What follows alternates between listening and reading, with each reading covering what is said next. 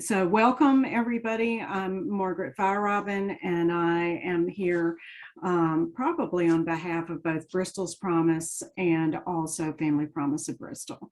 And we welcome everybody being here. We started these meetings in March of 2020. And with meeting weekly with everything that changed during could say the height of COVID, but we might actually be there now. Who knows? Depends on how you look at it and which numbers, etc. Anyway, so we've been doing this a long time. We're also trying to be a little more efficient. So we just started this month with coordinating with Bristol Coalition that has been meeting in Bristol, Virginia for many, many years. So they meet on the second Tuesday at 12. And I'm watching Melissa to be sure she shakes her head that I'm correct. And we meet on the fourth Friday at 11. So, and their coalition has been primarily Virginia focused. We've been both, but so between the two, we cover, and of course, a lot of the folks that attend the Bristol Coalition cover both sides of town. So I attended this last time. It was very helpful. Lots of good information, lots of good sharing.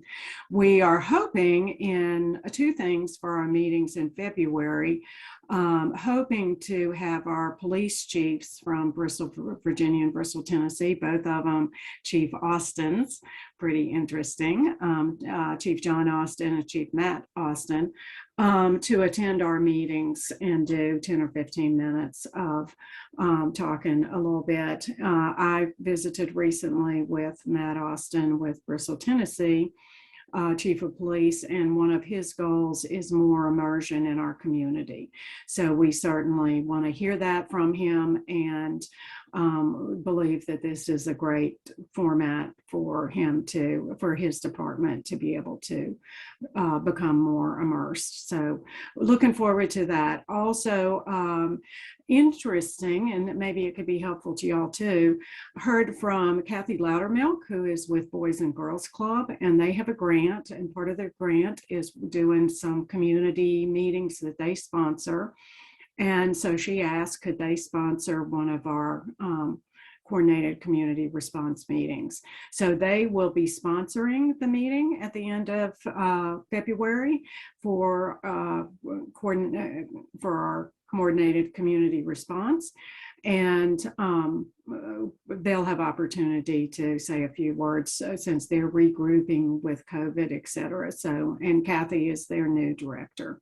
So, and I hadn't had opportunity to check with Melissa or anybody else to let them know, or Lynn or Peniel, to let them know that that's going to happen. But keep that in mind.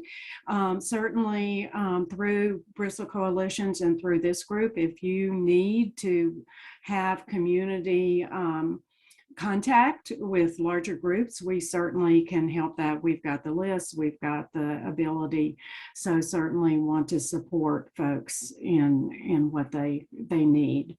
So thanks very much. Keep that in mind. Okay, with that, I think we'll get started. And again, welcome folks. And we go down our list, but we may jump around a little bit, and the list tries to be in some order, but it hasn't been,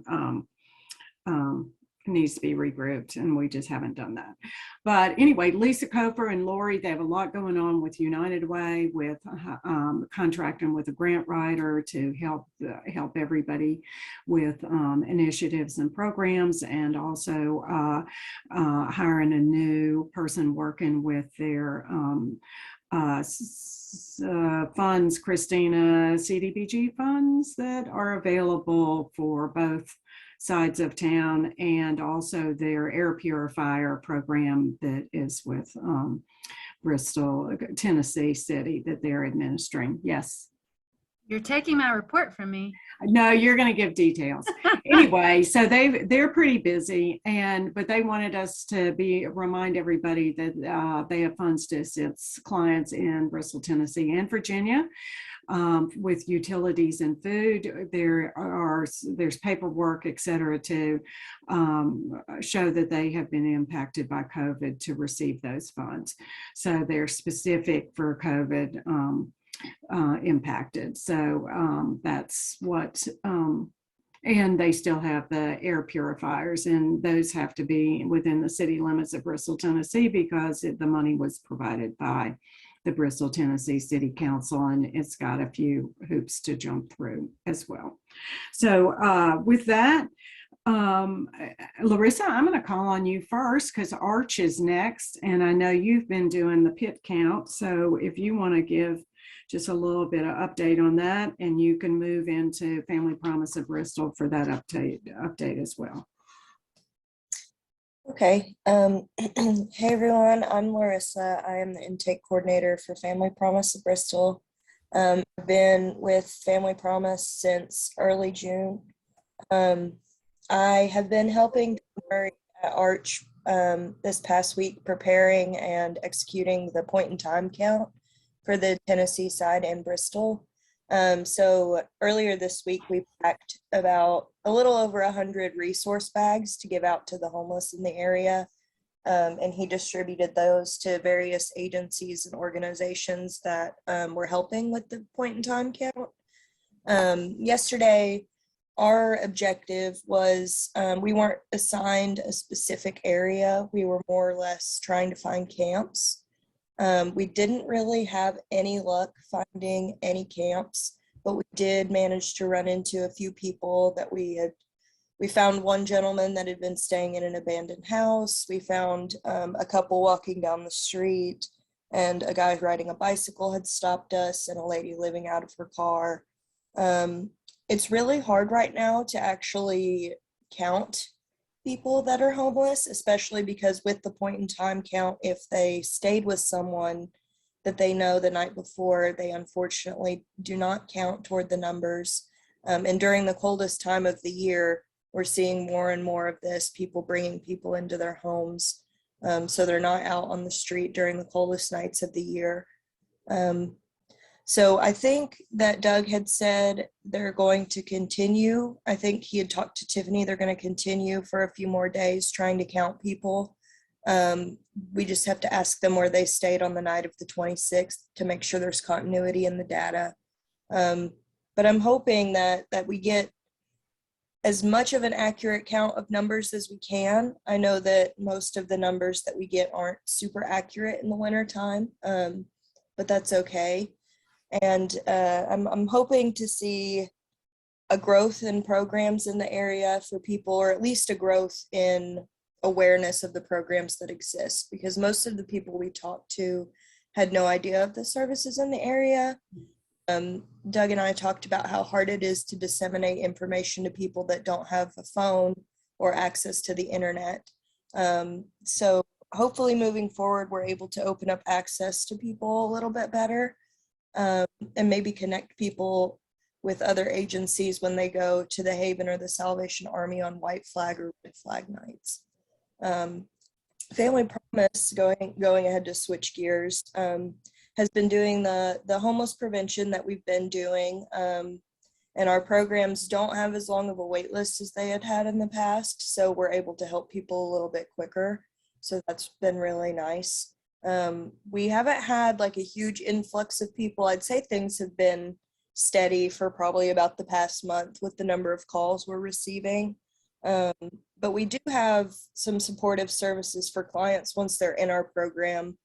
We are able to do a little bit more for them, like if they need food or if they need transportation to an appointment, we can do our best to try to arrange something for them. So that's been a really great resource. And we're still able to do homeless prevention in Sullivan County.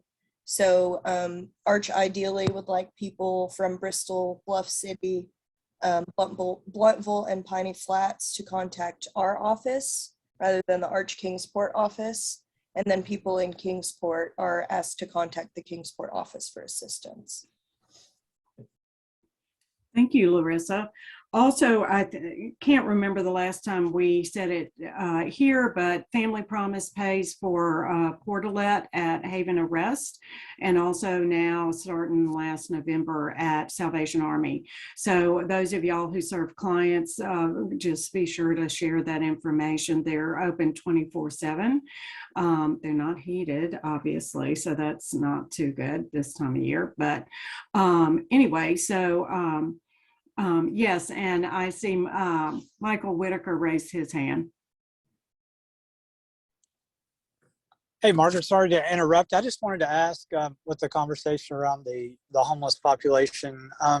We have an effort that we've been involved with mobile vaccines. The VDH has a vendor that goes out and does mobile COVID vaccinations. And long story short, we've recently had some inquiry about the homeless population, and that's been a little harder for us to track. I know that most of our shelter services are on the Tennessee side, and Yeah.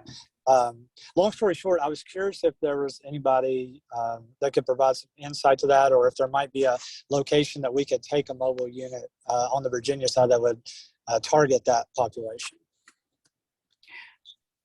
So I have a thought. Other people want to share any ideas? So my thought is Anchor Baptist Church does serve homeless folks. So seeing whether, and they have a big parking lot on the corner of, go ahead, Christina, you want to talk? Oh, you talked about Anchor Baptist, but Hunt Memorial too. Oh yeah, definitely be- Hunt I mean- Memorial. You beat me to it, Christina. I was putting it in chat. Ha! Yes, so Hunt Memorial United Methodist Church would be great. That would probably a good first one. They have 25 to 35 people on Mondays and Fridays. So Michael, we can follow up with contact information with Caroline. And Larissa's stopped at both of them. So yeah, that would be fantastic. Also the library. So especially these cold days, the library, I'm sure, is pretty packed. And we are working on day services, and but we're not quite there yet, and it'll be past the winter time before. But that's it's Salvation Army. So Michael, that doesn't work at this point. That's where that's going to be in cooperation with. So Can Michael, can you only go to the Virginia side? Yeah, so we're restricted to the Virginia side. I don't know if Sullivan County has a similar program or might be able to offer some support there, but our contract is strictly for the Virginia side. yeah, which I think they have done some mobile recently. Also, so Hunt, Anchor, the library, also checking with Crossroads. And partnering with them to see what they're doing. Crossroads Medical Mission for some of the places that they go, if that's helpful to partner with them. They can probably tell you how many of their folks are already vaccinated, and whether that's, I think they've done pretty well at getting their folks vaccinated. Anybody else want to add anything to, and this is great, to this discussion? Also, Kay, I saw you wrinkle your forehead a little bit on the how the homeless are counted, and just to know it is a conflict for how schools count homeless and it's not good. So schools count sofas and staying with the aunt and uncle, et cetera, et cetera. So they have a better accurate count than what the Pitt count is. So yes, it's really too bad that we can't count those, because we know those folks are homeless. Do you want to add anything to that, Kay? The federal statute says that if Yes. students are doubled up because of an economic hardship, they can claim McKinney-Vento services. Yeah. So that's exactly, I made a note of that. They're not counting doubled up, but we do. And I don't guess I was really aware of that before.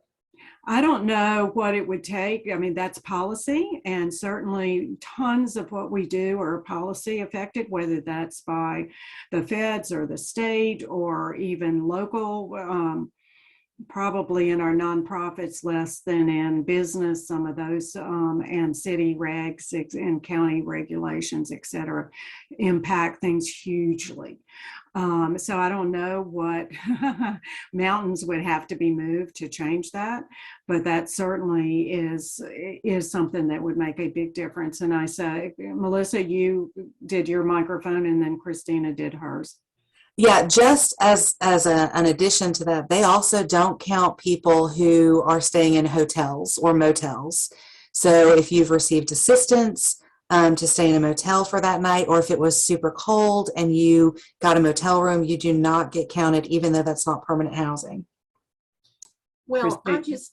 I just see that would be a discrepancy of data. Yep. I mean, school district data is going to be much different because if you're in a hotel, absolutely, you're coded homeless through McKinney-Vento. Yep. So, yeah. Christina. Oh, I was just going to say what Melissa said because I think we have the same brain today. I will also say that I don't think, and Larissa, you correct me if I'm wrong, but if you stay in your car, I don't know if you're counted, but I know that the PIT count is generally for adults 18 and over, and that may be KY, they don't look at the Maybe. education system because you fill out surveys and then those folks are able to get the backpack or the goodies or whatever. But really for families, HUD doesn't want to know that it's just literally homeless adult individuals is what I've been taught for the PIT count. Well, that's very interesting. I'm glad you pointed that out, Christina. Yeah, the point in time count forms from yesterday only had sections for adults. Yeah. And questions about like whether or not you were a veteran, how many times you had been homeless, things like that. They do count if you stayed in your car that you are homeless. Okay. I think the different categories were sleeping on the street, sleeping in your car, sleeping in an abandoned building, sleeping in the park. And I think there may have been one more. I can't remember right now. But it's Shelter. frustrating because we're not counting children. We're not counting people that maybe stayed with someone last night but don't have a place to stay tonight. And it's very hard to get an accurate count, especially when, people are hard to find to begin with. And then when you find people, if they stayed with someone, they don't count anyways. Somebody did chime in that shelters are counted. So Salvation Army, Haven, they do count theirs that for that time. Christina? Yeah, no, I said shelters. And that's the problem with Bristol is all of our shelters are on the Tennessee side, which skews all of our numbers. For Tennessee versus Virginia. Yeah, because those folks are, they're using services in Virginia as well as services in Tennessee, but.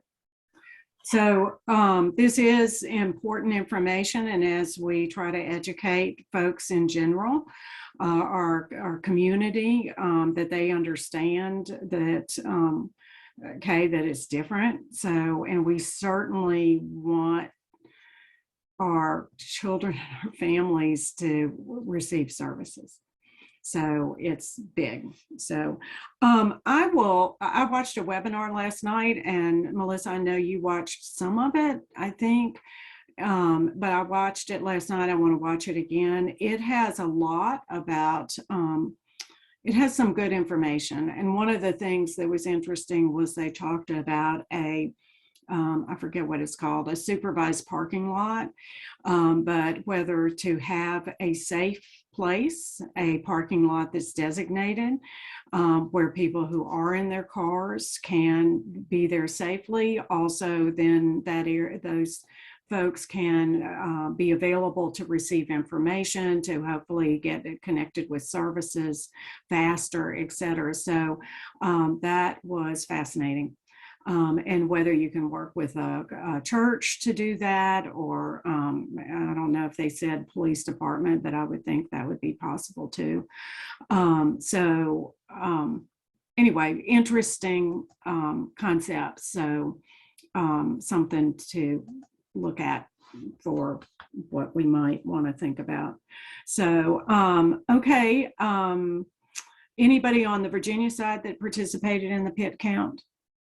And I know they've got a HUD, Ellen Tolton has a HUD webinar right now, so that may be taking some of those folks as well.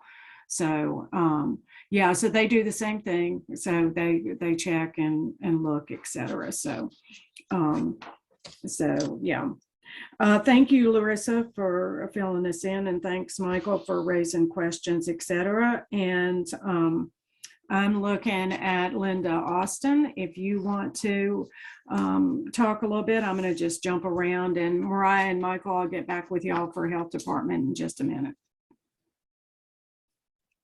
Thank you, Margaret. Just want to invite everyone. ASAC's meeting in February on the 10th will be held at the Higher Ed Center. So it's going to be in Washington County.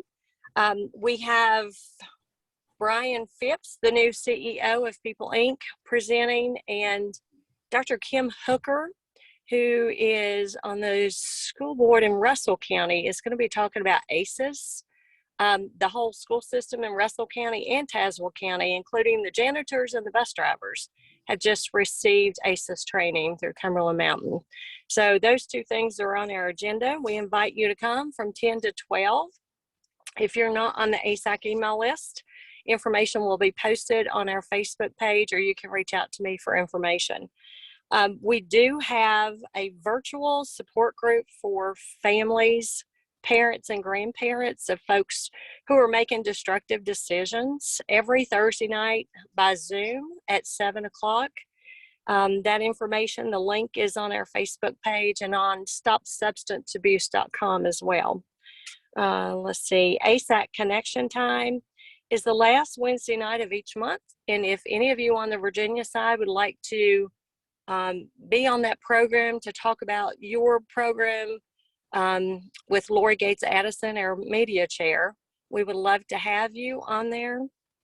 And I want to tell you and ask you, if you pray, please pray. There is a group of us that has been meeting. We've been meeting for about a month now to find some transitional housing in Washington County, Virginia, in the Abingdon area specifically. Any of you that would like to be part of that, we're meeting at noon on Wednesdays at noon by Zoom. We have identified a building in Abingdon that would be so perfect. And so we are in negotiations with the owners right now. So if you're interested in housing for women in Washington County in the Abingdon area, we would love to have you. So just reach out to me and we'll put you on the email list. Thank you. Fantastic, Linda. Thank you very much. Also, just a reminder, you offer Narcan training. People can reach out to you, right, for that, and to Sullivan County Anti-Drug Coalition in Sullivan County. And some of those are virtual, and probably doesn't matter where you live if you need to have the training. And then the Narcan's available after that training as well. Some of your training is virtual too, Linda? No, we're doing in person, and we're doing 5-minute training, rapid revive. So it doesn't take a lot of time, and we will dispense the Narcan at the training. Okay. And Sullivan County is doing virtual, and they offer several times a week. I'm not sure how long it is. It's scheduled for an hour, but I don't know that it's an hour long. And then they'll deliver Narcan or go to pick it up. Yes, Linda. Yeah. So important service in our community. Mariah, why don't you go ahead with the health department? Yeah, okay, good morning. I have a few updates from our newsletter that was sent out on Monday. So the cases are up 23% from last week. We're seeing a 38.6% positivity rate. The first 3 weeks of January, we have seen more than double the total number of cases for the month of December. Let's see. The pediatric cases continue to rise substantially in almost all the locations, and they remain elevated in localities where there was not an increase. Another thing, boosters are now recommended for everyone 12 and up. And we do have COVID testing available at local health departments. You would just need to call and make an appointment. And as Michael said, we do have a few mobile vaccine clinics coming up. So I will drop those in the chat so everyone could have those as well. But that's all I have today. Thank you. And do you know how, for testing, where y'all are with schedule for, can people get same day? Do they have to wait 2 days? We actually do have a testing schedule. I can send that out in the chat as well. But with the PCR test, we're seeing results come back usually maybe a day or two later. Which is great. I know some areas are just really struggling with getting the testing, keeping up with it. So that's fantastic. Michael, do you want to add anything else? And why don't you introduce yourself and say what your role is? Yeah, thank you. So my name is Michael Whitaker. I'm the Public Health Emergency Coordinator for the Mount Rogers Health District. I just appreciate you all having me on the call today and for Mariah making the connection. I don't really have anything else to add other than just the focus on the mobile units. It's a big initiative going on right now. And, you know, Mariah and her team can help too with messaging to those populations through the network here with this group. So if that's something that we could focus in, it would be great to not only offer vaccines, but also kind of gauge how many folks have been vaccinated. And I know messaging to that population may be a little unique. So anything that we can do to help support that or kind of make that come together, be very excited to do that. And other than that, if I can help in any way or anything like that, just let me know. Thank you and welcome. Okay, let's see. Andy, do you want to add from health aspect? I don't have anything to add. I'm Andy Strader with Optima Health. We work with the Medicaid managed care population in Virginia. I did see something yesterday talking about mobile clinics, and it was I'm not sure which city it was, but getting gift cards, things of that nature to get vaccines. And it was an undercover thing talking about how they're going from one clinic to another and getting multiple vaccines just so they can get incentives. Oh my gosh. Well, that's interesting. I mean, that's not surprising too much, but also it's maybe that's good as opposed to we've seen a lot of incentives not work at all for vaccination. So now it's overworking. That's pretty interesting. So a lot of it was the homeless population that was doing it. Right. Yep. Well, wonder. Interesting. Hopefully people won't get too sick from having that vaccine too often. So how about Nikki? Do you want to talk a minute? And then Amanda Holcomb. I'm Nikki Fraction, the program coordinator for Southwest Virginia for Veteran Homeless Program. We're still inactive. We're still working with the homeless population. Our fax number and our intake line will be changing.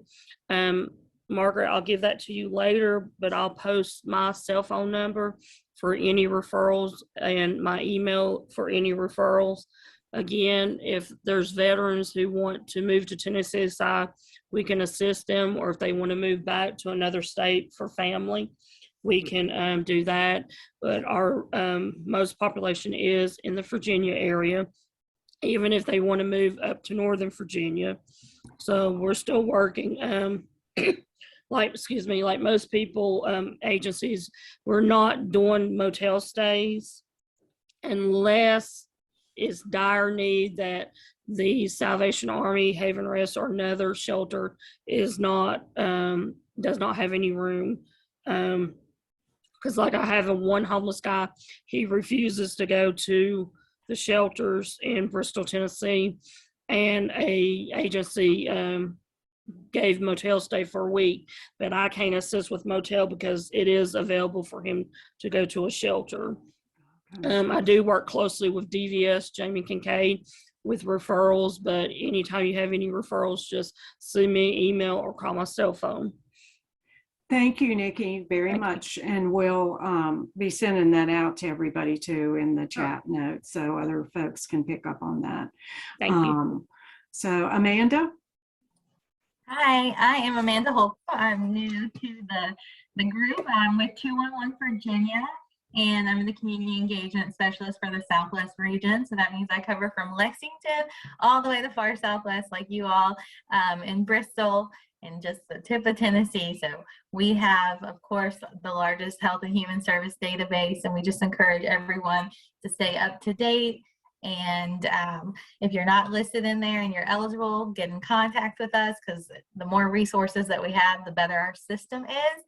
And I am based in Roanoke, Virginia, and have been involved with our Blue Ridge Continuum of Care. So everything that you're talking about with the point in time, I don't know if it makes you feel better or worse, but we go through the exact same issues in the Roanoke Valley. So it's really tough, but I appreciate the work that you are doing, and I look forward to being here more. Thank you, Amanda. And just reminder to everybody, the 211 also serving Tri-Cities, also the Unite Us platform. The resources that we have, they're only as good as what we put in. So just a reminder that, set aside 30 minutes or something to update your information on those different platforms. Unite Us, of course, is ongoing. If you're referring folks through Unite Us, then that's something you want to do on a regular basis. But we want to do that. Thank you, Melissa. And Amanda, if she's got her information also for the 211. So thank you very much and welcome, Amanda. We're glad to have you. And if we can be helpful anytime, anyway, just let us know. So let's see, Kay Ward, why don't you talk a little bit about schools? Okay. First, I would like to talk about our Monday closings. We were closed this past Monday. We will also be closed Monday, January 31st, as well as Monday, February 7th. As we have all discussed, our region as well as the country has seen unprecedented surges in COVID cases, and this has been true of our staff and our students as well. The large number of cases has caused a shortage of staff and also a lack of access to COVID-19 testing. And by closing on Mondays, our part-time educational assistants will work full days on Tuesdays through Fridays, which will allow us the opportunity to maximize our coverage in classrooms using existing staff, and also utilize our substitute teachers for 4 days a week instead of 5. We tried this idea, the similar model last year with remote Wednesdays, and it seemed to work really, really well. So we're working with that attempt at a solution of staff shortages right now. Now, to maximize the inconvenience for parents, childcare is being offered at Fairmount Elementary School, grades K through 5 from 8 o'clock until 3 o'clock. And also at Tennessee Middle School for grades 6 through 8 from 7:30 until 2:30. Breakfast and lunch are provided. However, transportation is not being provided. As far as testing goes, testing is available for staff and students at each of our schools, and also at the BTCS Administration Building on these 3 Mondays from 8 o'clock until 3 o'clock. If you have a child that needs to be tested, you need to contact your child's school, and to schedule an appointment, you can also schedule that appointment with the child's school for COVID-19 testing as well. We're going to continue the testing schedules at each school at the BTCS administration, as well as in school buildings on Tuesdays through Fridays. The calendar, how does that impact our school calendar? We earn in Bristol, Tennessee City Schools 13 stockpiled days every year. And during the current school year 21-22. 4 of those stockpiled in-service days are in our calendar as flexible learning days. So that left us with 9 days available in the event of inclement weather. We used one of those days on Friday, January 7th, which leaves us with 8. After we use the 3 closed Mondays, that leaves us 5 stockpile days remaining. As far as extracurricular activities go, most extracurricular activities and athletic activities are going to continue as scheduled unless otherwise communicated. Our other big thing right now that I would like to talk about is the restart of the Reading Buddies program. We had planned to restart that program right after the Christmas break, and we did have the surge of cases community-wide, so we backed that up. We paused a couple of 3 weeks on bringing our mentors back into schools, but we do hope and plan to do that before the end of the school year. We're really excited to welcome Haynesfield Elementary School as our 5th school to come on board, which completes the circle of all BTCS schools being served. We are in need of reading buddies in all of our schools, so that offer and that invitation to join us is certainly always open, and I would be the person to contact at 423-652-9251 or by email. So we're excited about bringing our mentors back into schools. We really are. That's all I've got, Margaret. Thank you, Kay, and thanks for explaining also. So for some folks who, and I know I've been there in the past, it's like, why are they having school today with it Right. snow or whatever? So there is reason behind, and it's what's said as required days in school, and it's trying to prevent extending the school year, et cetera. Brandy, I see you unmuted. I'm not going to call on you. I was just going to ask Kay if she'd like to babysit my 2 children on those Mondays while I'm trying to work from home. You've got the middle school that's open. You're good. And Fairmount. The middle school and Fairmount are options. Well, your little kids will be at Fairmount, and that is free. Breakfast and lunch is served. The only thing is just their buses aren't running, no transportation, but absolutely that service is being offered for the convenience to parents. That absolutely. And that's really good because a lot of parents are still working from home. Luckily mine are okay. I mean, I just deal with them, you can't live without them, can't live with them, but So, yeah, and we thank our both school systems that have worked really, really hard for keeping our kids safe, trying to work with their staff. This continues to be a huge stress on everybody. It's an issue, staff shortages.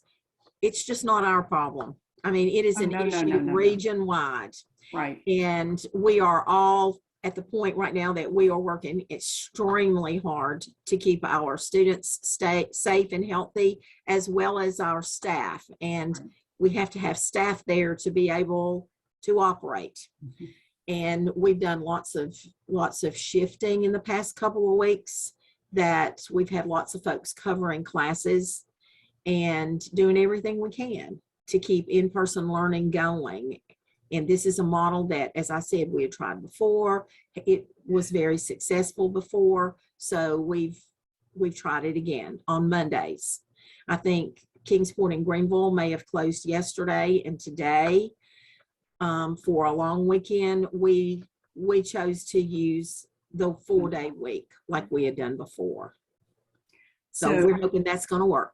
We thank you. We know I listen to radio programs that interview teachers around our country, and the stress is phenomenal for and it is for lots of folks on this call, and for the essential workers and people who are holding everybody up and holding things together. And I think some folks who are not involved have difficulty really understanding or or walking in shoes. But I hope that our teachers in our area, even though they have tons of stress, that they know that their community is so grateful and that they can feel some of that support from not just from the administration and from each other, but also from community and hopefully from parents most of the time.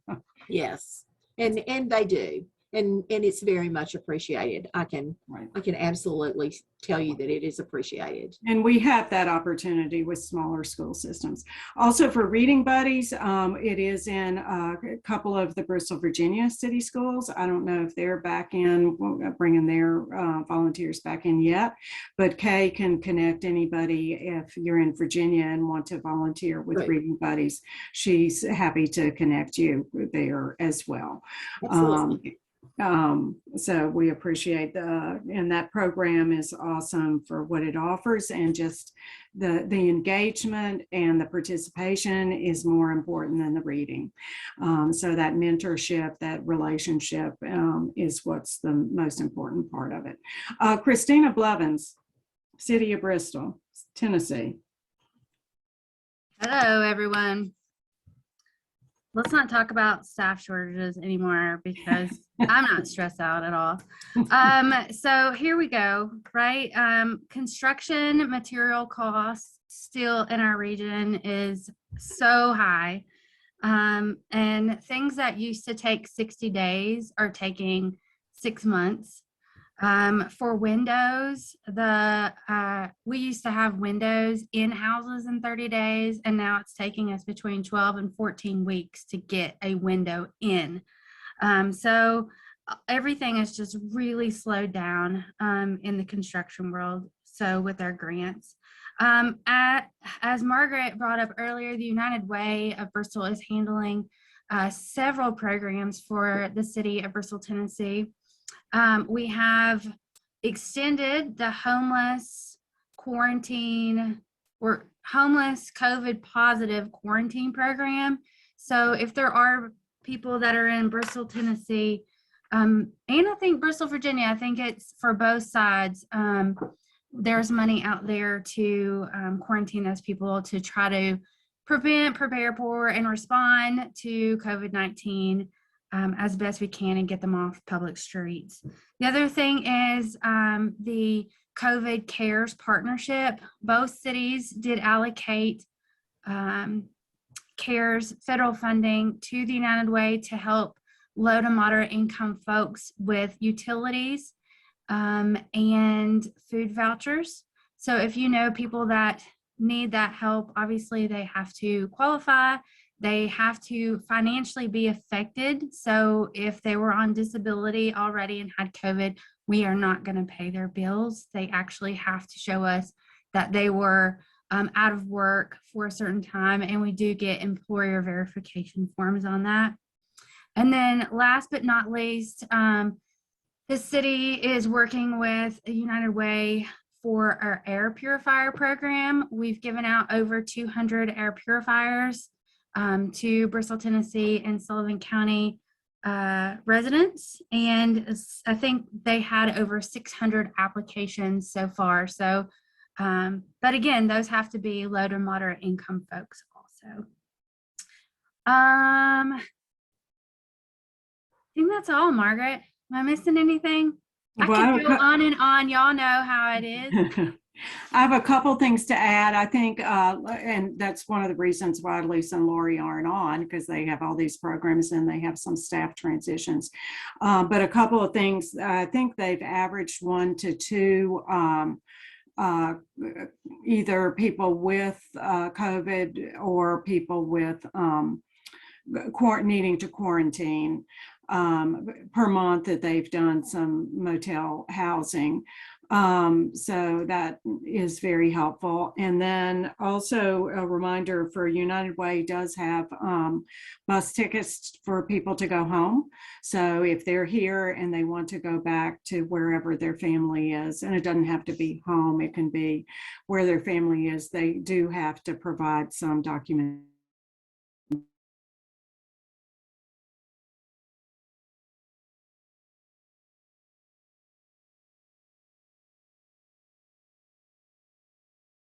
direct service, case management, or wraparound services. There is a home meeting. Larissa, I don't know if it's once a month or every 3 weeks, but it's Mondays at 3 on a regular basis. Larissa can help with that. I can point you in the right direction if you would like to join those meetings. Or find out if it's a good fit for you. Where in Bristol, to be able to try to coordinate services and provide the best services for folks who need them. And I think they've found those meetings to be very helpful. So if anybody wants to learn more about that, you can contact me, Lynn Pinnell, Lisa Kofer, folks to talk about that. So, okay, thank you. Jenny, do you want to talk a little bit about Bristol Faith in Action? If I can get unmuted, I'll be glad to. We are still just plugging right along. Devon has just returned from being out 3 weeks with COVID. So we've been down a man, so to speak. We are still short receptionists a couple of days a week. We're full on with our volunteers on Tuesday and Thursdays, but our Wednesdays and Fridays we don't have. We have an occasional receptionist, and we don't always have other volunteers either that do specific jobs. So sometimes folks will call on those days and the phones won't be on, but messages are continually checked and calls are returned. So we might just be a little slower than what we had been. We are seeing an increase in the number of folks that are needing assistance, and we are seeing a real increase in the number of COVID affected individuals that are asking for assistance. Seeing a lot of really high electric bills heading our way all of a sudden, where we've had a cold snap. Still doing our commodities from Tuesday through Friday, 11 to 1, and they do need an appointment for that. They're still closed to the public, and we try to practice good safety habits with distributing those, so we don't schedule more than 2 people at a time to come, and we ask those folks to maintain social distancing and wear masks. We try to, help everybody out. We are getting several homeless calls as well, and we're getting lots of folks that call that, as far as electricity goes, that are already disconnected. So we're working to try to meet everybody's needs, just as always. Okay, thank you very much. Appreciate it. So, and yeah, everything, it seems to be snowballing. Okay, Brandy Peters, do you want to talk a minute about your program and perhaps share what you're seeing at the workplace for the trends of needs, if that's appropriate? Yeah, absolutely. So we've still been on site with our partner businesses, and like most people in our area, most businesses in our area, they're struggling to hire people. They're struggling to retain people. COVID numbers are causing lots of issues, meaning people are working way more overtime if they're not sick, and people are not staying home and not telling them they're sick so they can still get paid, because if you're unvaccinated, you don't get paid if you're out sick, right? So the spread continues through our businesses as well. But we have seen an increase in people that are resorting to substance abuse, an increase in people that are homeless that are trying to work. We're just seeing the impacts of all the things that are happening in our world at the moment, and our businesses are really struggling, and they're trying their best to take care of their people, but really struggling to do that. And so, we're on site every week, and we're walking through and we're having lots of conversations, but the struggle's real. And, when you're looking to hire 70 people, it's hard to find 70 people to work. And I'm seeing that at each of our locations. So if anybody knows anybody that wants to work and that wants a job, please send them my way because I can help them get a job probably instantly just by walking in. So Thank you, Brandy. And Brandy works with Bristol's Promise, the Bristol Connect program, as a community resource navigator at us on site with places of employment, trying to provide wraparound services, refer people for wraparound services, et cetera. So thank you, Brandy, for what you do. Melissa, I think we've called on to everybody except for you. So do you have things you want to add? I do, actually.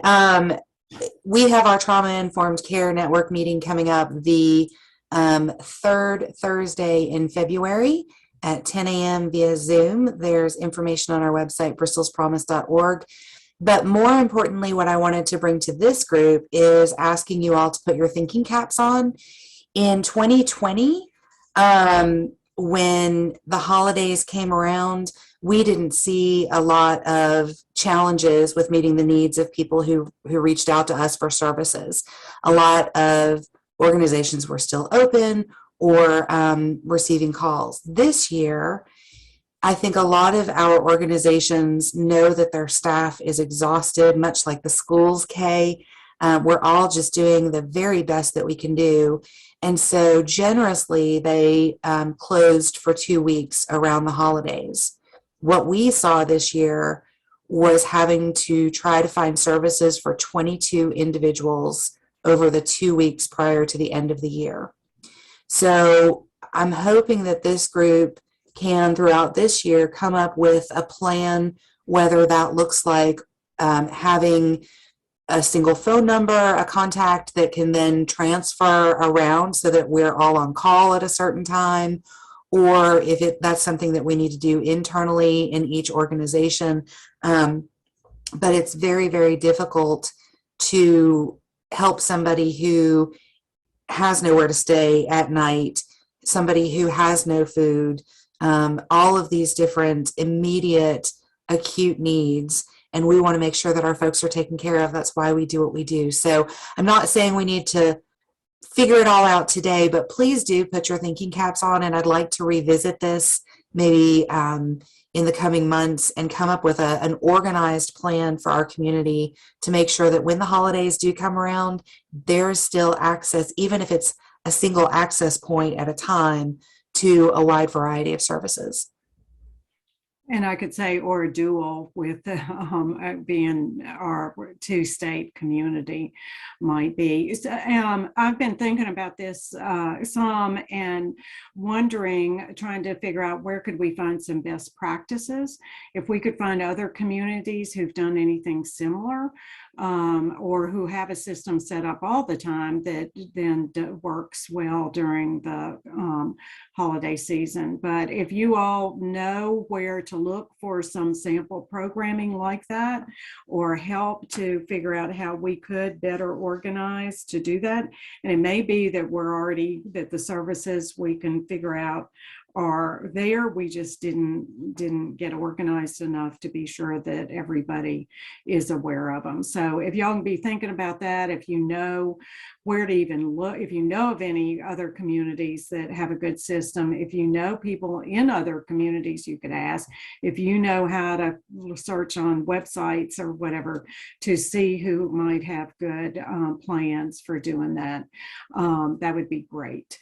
And of course, also combined this year, probably not only were people off maybe a few more days, partly because of also where the holiday fell, but people were sick. So they wouldn't have been working anyway. So anyway, just it's a community issue that would be helpful to for us to work on a little bit and figure out. And particularly when it's 4th of July and it's hot weather, warm weather, perhaps less of an issue, and it's only usually 3 days at the most. Thanksgiving usually could be an issue. It ends up being 4.5 days, probably for a lot of people. But how can we be sure that folks who don't have the opportunity to consider holidays in their lives still get services when they need them? So So, yep. So just keep that in mind. Small group here to share that with, but we'll come back with it as well. Okay. Thank you all very much for participating. Hopefully folks who weren't able to come may look at the chat notes or review, fast forward through our recording. We appreciate everybody being here today. And if we can be helpful in any way, let us know and reach out to everybody when you need things from each other. So thank you very much, and we'll see you soon.